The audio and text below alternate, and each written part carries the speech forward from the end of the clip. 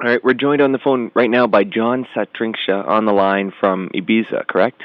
That's right. Now, how's the start of the season over there? The club's opened a couple of weeks ago, and it was pretty hectic, actually. So now it just sort of drops down a little bit. Yeah, it's quite a shock after being here in the winter, and suddenly you get this huge invasion of clubbers arriving on the island. Yeah, it's cool, and the season's getting quite busy now.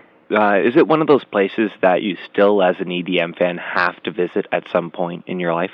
I think so, depending on your temperament. It's a pretty good place. I mean, it's a very beautiful island, so, take away all the clubbing and everything. It's actually just a very beautiful island.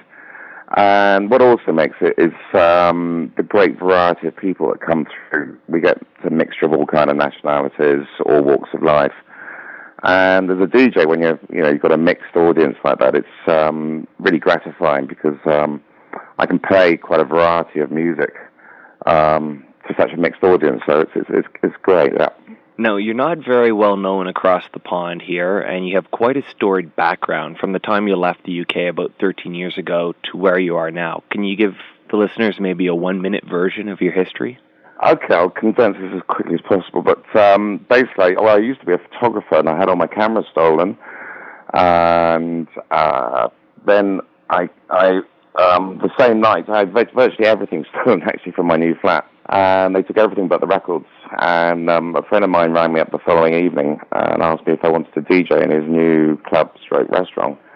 So, of course, I immediately took the job and kind of changed professions overnight. And I found DJing slipped into it quite easily. I had a good residency, and I was playing a lot of free raves and various parties in London.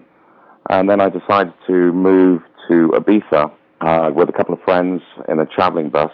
And basically, when we arrived in Ibiza, everything went wrong, and it ended up with my friends deserting me. They left the island, and I was sort of sleeping rough without my passport, my records, and everything was looking pretty disastrous. And then it got worse. I had an accident and fell off the road. I was knocked off the road by a car, and I crawled up onto the road again, started hitchhiking. And the guy who picked me up turned out to be the boss of the bar, the beach bar where I work, Sa Trinxsa. And he took me back to the bar, and I kind of cleaned my wounds, and he gave me something to eat, and I slept on the beach. And the next day, the DJ, who was resident at the time, didn't turn up. So the boss of the bar told me to get my records, which he had actually been storing. My friends had left, coincidentally, left the records with him. And I started on the beach, and the rest was kind of history. People kind of liked my music, and I got the job. Can you tell me a little about your residency right now in Ibiza and how you managed to get it, or is that the same place? It's basically the same place as Sa Trinxsa, and I kind of got my name there because I used to set up the sound system, my own sound system there, and I used to play literally all day, every day for the first kind of 3 or 4 years, and kind of got my own niche, I suppose, because I was playing different music from what you'd normally hear at the clubs. So I've maintained that residency for the last 14 years, I think, which is quite a long time for a resident DJ in Ibiza.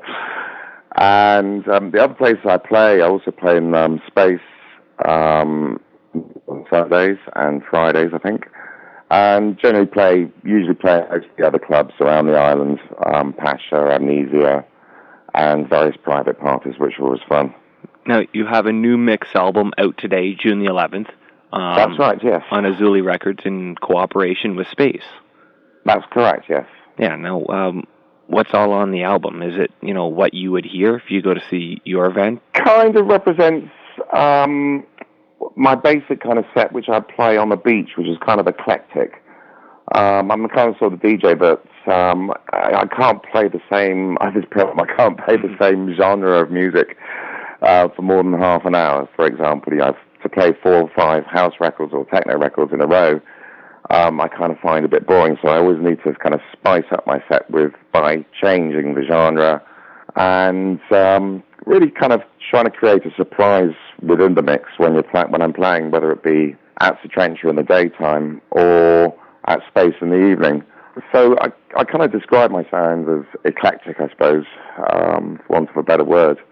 I don't like the word chill out or lounge. And generally my sets in clubs are a bit more of a harder sound than you may hear on the CD, although there are kind of house tunes on the CD as well. But yeah, that's basically how the CD goes. It's a good variety of music which will kind of represent my day set on the beach.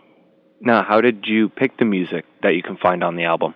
Good question. The one problem with there's a lot of Ibiza compilations. There's a lot of compilations out there. So what I try to do is to pick music, new or remixed tracks that haven't yet featured on other CDs.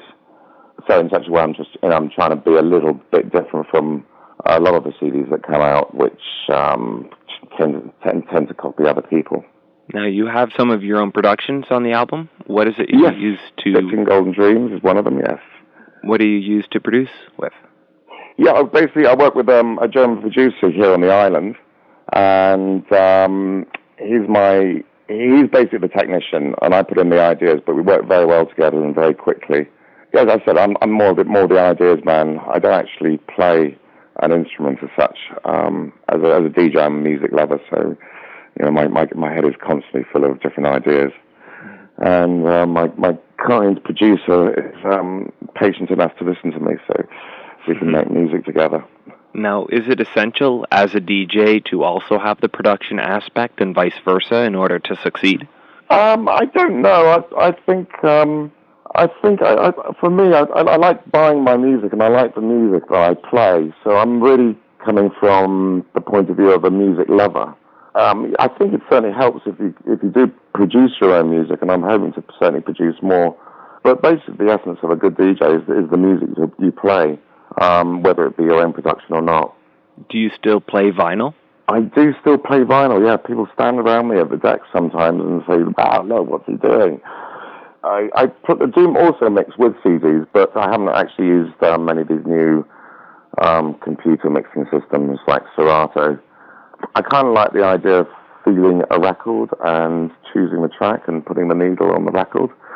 That may sound old-fashioned, but I think maybe quite a lot of DJs kind of lost their personality through a lot of the technology. I find listening to a lot of new DJs in that they're just mixing from CDs, everything's BPMs in advance, and with the general mixers these days, you tend to use the same effects. I think there's great technology out there, but when I actually go out to listen to other DJs, I find a lot of them kind of sound the same. When I'm playing with vinyl, I find I'm constantly changing my sets, so the set is always evolving, so I hope the people who listen to my music are still interested. Certainly playing vinyl, I find it more creative, I don't know. So you definitely find that it's important to have a balance between both old and new. Yes, definitely, yeah.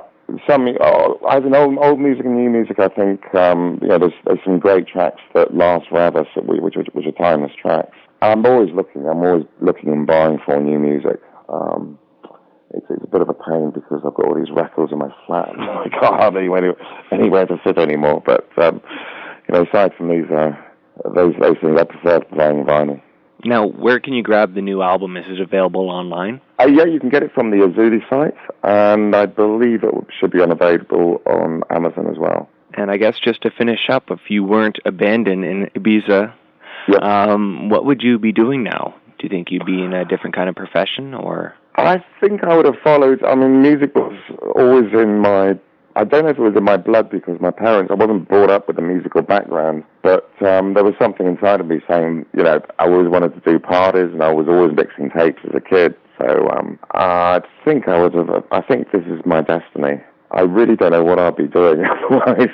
Well, it's been a pleasure chatting with you, and we look forward to having you come over. Thanks very much. And cheers. Hopefully we'll see you soon in Toronto. All right, cheers. Bye-bye.